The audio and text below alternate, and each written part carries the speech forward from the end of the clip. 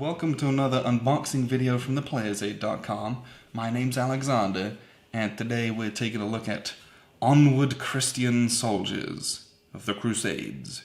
This is from Richard Berg, and it's put out by GMT. Now, this is not a new game. I don't know if you can see right here. It's put out in 2006. I just picked this up at Origins, but I've been looking at this for a few months now because we haven't really played a Crusades game, honestly. There's Crusader Rex, which is a block game from Colombia, which I've heard is excellent, just haven't got to it yet. And Grant has Kingdom of Heaven, which is a Crusades game from MMP. We've tried to play and set it up. That was a couple of years ago, and it was just, it was almost overwhelming because it's a lot of text and it was hard to decipher what was what, even set it up. So it's just been sat on the shelf collecting dust, and every time we get together we say, we need to play that game, but we haven't. And I found this, and I was like, damn it, we're going to play a Crusades game. So here we go. This is what's inside this if you happened to want to pick this up. Okay. So you have a couple of dice in the box. This was mint. I took the shrink wrap off, but this was mint. Everything's sealed in their decks, which we'll get to. A couple of decks of cards there. Bag of bags. And a nice little note from the guy that packed this game 13 years ago. Dear customers, to ensure that that I have carefully handpicked and inspected this game to guarantee the completeness of the product, with the goal of your complete satisfaction with Onward Christian Soldiers and with GMT games. And this is signed in red pen, actually signed that. So you get that in some of those games, but nice little handwritten note there. Well, it's not handwritten, but hand signed. Okay. Here's the map. We'll look at that here in just a second, because that's going to be a big fold out. This has 1, 2, 3 counter sheets. So here's what we got. We're going to take a look at this big one first, and as you might imagine, here's the different factions. So you have Northern Franks, Southern Franks / English, Sicilian Norman, German, French, Latin, South Syrian, Mosul Turks. Okay, I'm not to. Fatimid, North Syrian, Armenian, and Saracen. P.S. I didn't say it. This is a multiplayer game. I think this plays up to 7 people. It says here 1 to 7 players, and it's a good, decent solo game apparently. So we'll see how that is. But yeah, there's some big scenarios that can play a lot of people in this one. And here on the back of it is the reverse side of each of those, which is a little shield-looking emblem. This is just kind of more a bold one. Now these counters are significantly smaller than those. We'll just compare the size there, just so you can see these are much smaller. There's way more of them on the sheets. Both of these are the same. So these are the actual units. And you can see here, they do match up with the factions. So you got these black German pieces. Here's the black German strength counters. And it's just a number, right? And then you have the leaders over here as well. And these all say German, but they have the same matching color. That's really what you're looking at. And down here you've got, I guess these are named leaders. I don't know if these have actual historical names on them. So I don't know if those are, I don't know about that. And the reverse side, it's just more numbers. This is a game of stacking numbers. It's a point-to-point movement game. And here we have Northern Syrian Cavalry, Southern Syrian Cavalry, Mosul Turk Cavalry, just cavalry. Interesting that none of the European factions hardly have any, there's like barely any cavalry for the European factions. These guys are like, everyone's horse-mounted. Some markers down here, more leaders. These are cool. Little ship markers. Always, I don't know, I like these odd-shaped, kind of elongated counters for boats. I just think they're cool looking. So that's the, there's another half sheet of counters. How about that? So these are your counters. Some more markers over here. It looks like assault points, resource points, jihad markers, has recruited this turn markers, leader capture markers. There's a lot of administrative stuff. Full siege, about half sieges on the back, partial siege, there you go. So, 3.5 sheets of counters, a lot of stuff there. We have quick start rules and a playbook. These are, it's a 2006 game, so everything's black and white. So this is how to play, and it says choosing a version and scenario to play. And that's important because there are 2 sets of rules, because this has the first, second, and third crusades in this. That's why there's a lot of counters. It's a fairly exhaustive game, and it's historical coverage. We'll get there in a second. But this tells you briefly how to play. And then there's another 2 sets of rules in here, spoiler alert, about how to do it. Quick start vignettes. Vignettes? Who the hell knows how to pronounce that word? So this has a bunch of like 2-player little mini scenarios. Usually an hour, a couple hours at most, just to kind of put the 2 together to learn to play this. Because ideally you'd want to play this with more people. If you can get those 5, 6, 7-player games going, that's when you get into the real fun stuff. But there's a bunch of little small 2-player learning opportunities, which is nice in a game that's fairly large like this. These are the charts and tables. Okay, there's a bunch of these. Okay, this is a battle ratio calculation table, which is a huge matrix. And here we have, oh, this is continued. So this goes all the way up to 45, and this goes 46 through 60. And then the battle loss calculation table. This reminds me in part of a game like Genesis, so I'll be interested to see if there's any difference there. You take losses, it's a percentage loss of your stack. It looks similar. You know, if you take X amount percentage losses, that looks like this amount of strength points you have to remove. So that'll be interesting to see how similar that aspect of it is. So there's 2 of those. This is identical to that.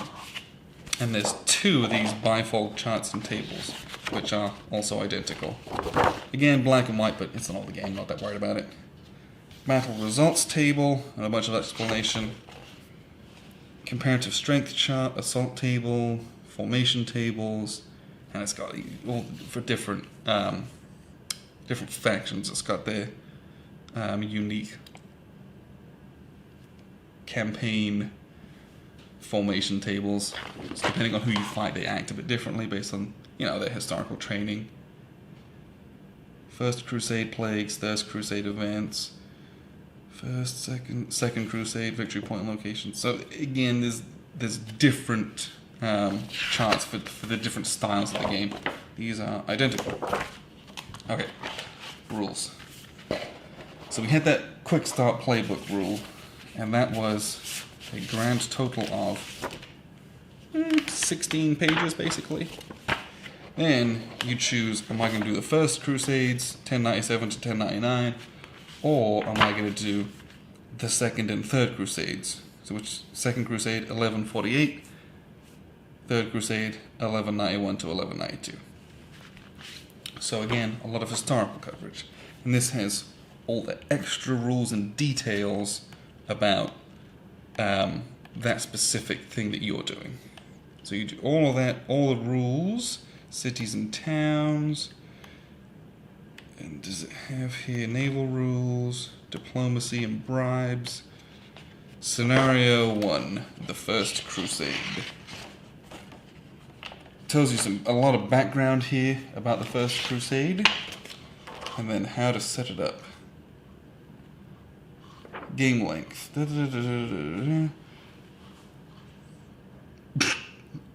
So, total of 14 turns.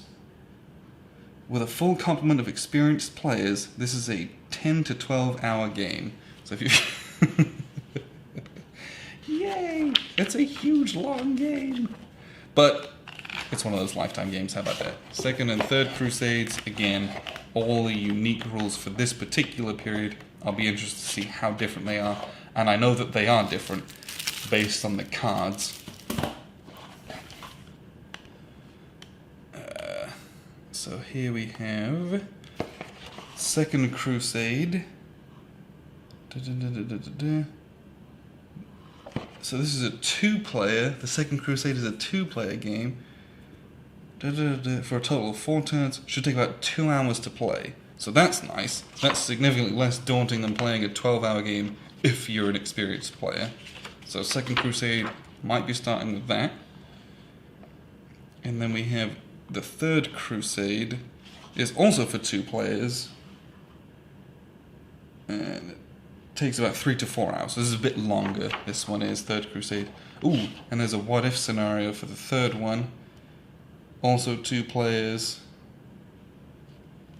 It doesn't really say how long this one is. Okay, because this one could go on for a long time. It's much more variable. There's not a fixed number of turns in that one. Ooh, nice sequence of play here as well, which is nice. So, First Crusade, that's quite daunting, but Second Crusade and Third Crusade looks like might be a good place to start there. Those games are 2-player and much shorter. Let's take a look at the map here.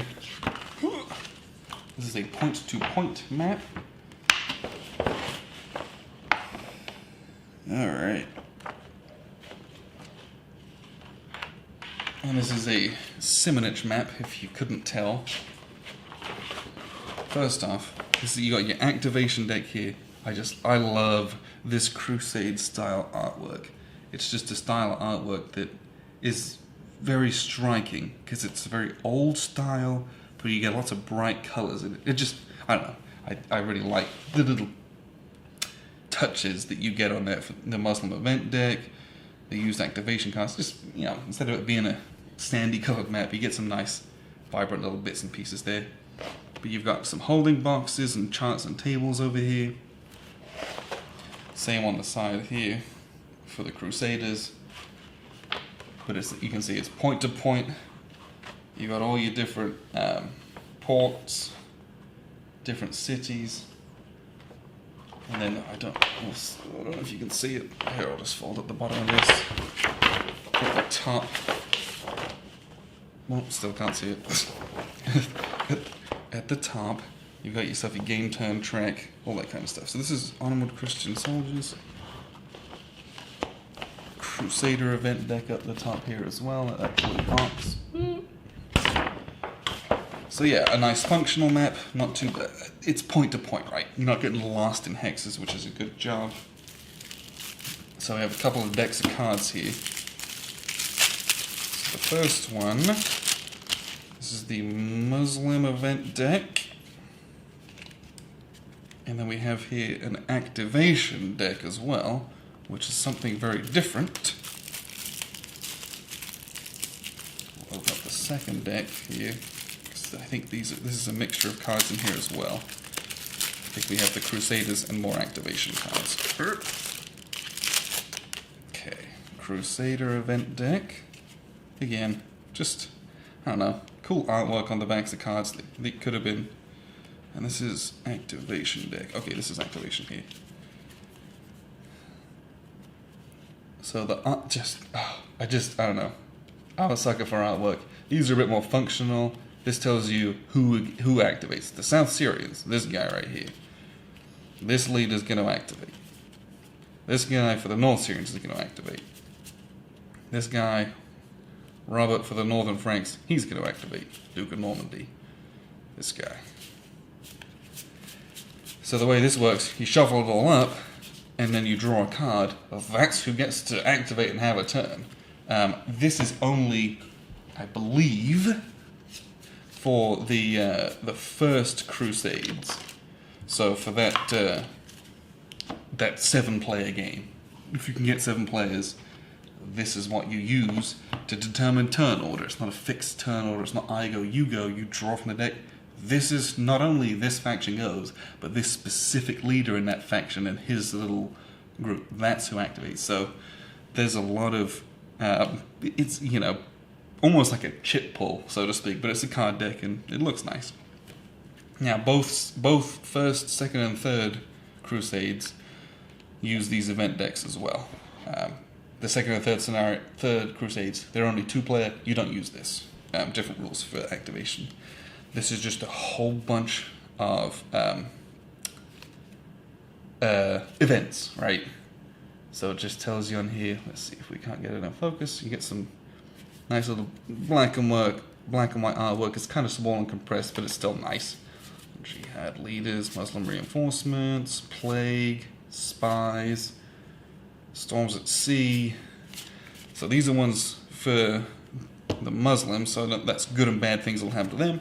And the Crusaders have their own deck. Armenian Revolution, Assassination, Butamides, Byzantine send supplies, Caravan in Aleppo. Just, you know, your average random events that are going to do things good and bad. Visions, look how cool that is. But this is... I'm actually very glad that those the second and third Crusades are only 2-player and are much shorter and manageable. Getting a 7-player, 12-hour experience game together, that's probably not going to happen anytime. But this is Onward Christian Soldiers, a game I've been looking at eyeing for a while. Finally saw it. It was at Origins. Enterprise Game was selling it. Brand new, unpunched, so I had to pick it up. So I just wanted to show you what was in this if you've any interest in it. So it's designed by Richard Berg, so you know you're going to get detail, but you're probably going to get a good game at the end of it as well. Put out by GMT. This is Onward Christian Soldiers, The Crusades. I've been Alexander from thePlayersaid.com. Thanks for watching.